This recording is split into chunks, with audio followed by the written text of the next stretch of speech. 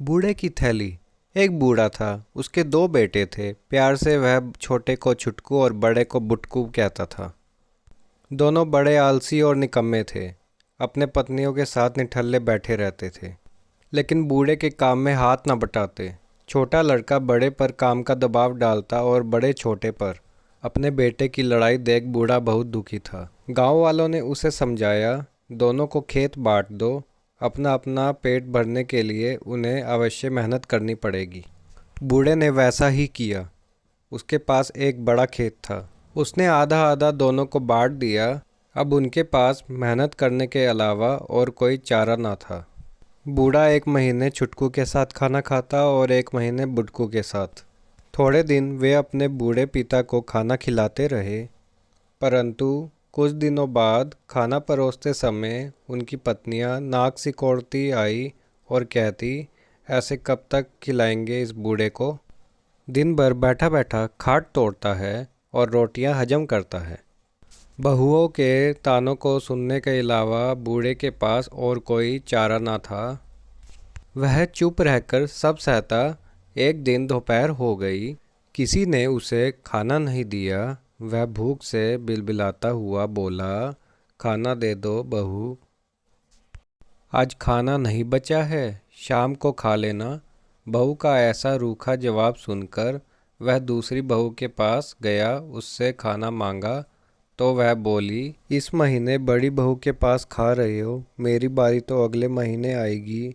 बूढ़े ने घर छोड़ने का फैसला कर लिया। गांव के कुएं पर जाकर उसने पेट भर पानी पिया और डंडा टिकाता हुआ दूसरे गांव चला गया। लोगों का छोटा मोटा काम करके वह पेट भरने लगा। धीरे धीरे एक वर्ष बीत गया। उसे अपने बेटों का हाल जानने की उत्सुकता हुई तो वह अपने गांव आ गया। बूढ़े को इतने दिनों बाद देखकर उसके बेटे और बहुओं को बहुत खुशी हुई। बड़ी बहू ने गौर से देखा। उसकी नज़र कमर में लटकी थैली पर अटक गई।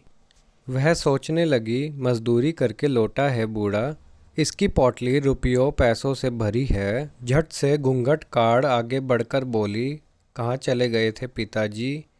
आइए बैठिए, भोजन कर लीजिए। छोटी बहू ने जब यह सुना तो उसे बड़ी तसल्ली हुई। वह सोचने लगी, अच्छा हुआ मेरे घर आकर नहीं बैठे, वरना कौन करता बूढ़े की सेवा। छुटकू की नज़र थैली पर कुछ देर से पड़ी हुई थी। उसने यह बात अपनी पत्नी को बताई और बोला, देख, कल पिताजी को अपने घर पर बुला लेना। प्रेम से उनका दिल जीतने की कोशिश करना, वरना बटकू बहुत चालाक है, उसकी पत्नी भी बहुत चतुर है। पूरी थैली हजम कर जाएंगे वे दोनों। छुटकू बटकू वे दोनों बूढ़े की सेवा करने लगे। दोनों बहुत खाने पीने का ध्यान रखने लगे। बूढ़ा उस थैली को कभी भी अपनी कमर से अलग नहीं करता। सोते समय भी अपने तन से चिपका कर रखता।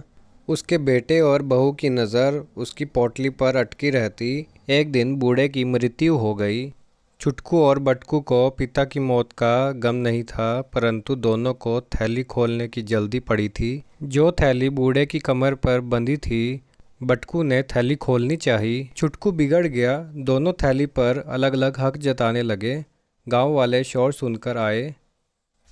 उन्होंने उन्हें लड़ने से रोका और कहा कि थैली के धन को तुम दोनों आधा आधा बांट लो।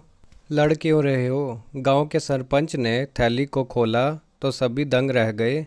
उसमें मिट्टी, कंकड़, पत्थर के छोटे छोटे टुकड़े पड़े थे। छुटकू बटकू एवं उनकी पत्नियां गांव वालों के सामने मुंह लटकाए खड़े थे और थैली में भरे उन कंकड़ पत्थरों को देख रहे थे। सरपंच बोला, मूर्खों, तुम्हारा पिता एक अच्छा इंसान था, परंतु तुम्हारे दुर्व्यवहार ने उसे यह कपट भरी थैली बांधने को मजबूर कर दिया। तुमने जो बुरा व्यवहार उसके साथ किया था, उसका फल तुम्हें मिल गया। उठो और अपने पिता के अंतिम संस्कार की तैयारी करो। तो ये थी दोस्तों आज की कहानी। अगर आपको ये कहानी पसंद आई तो वीडियो को लाइक करो, सब्सक्राइब करो और शेयर करो।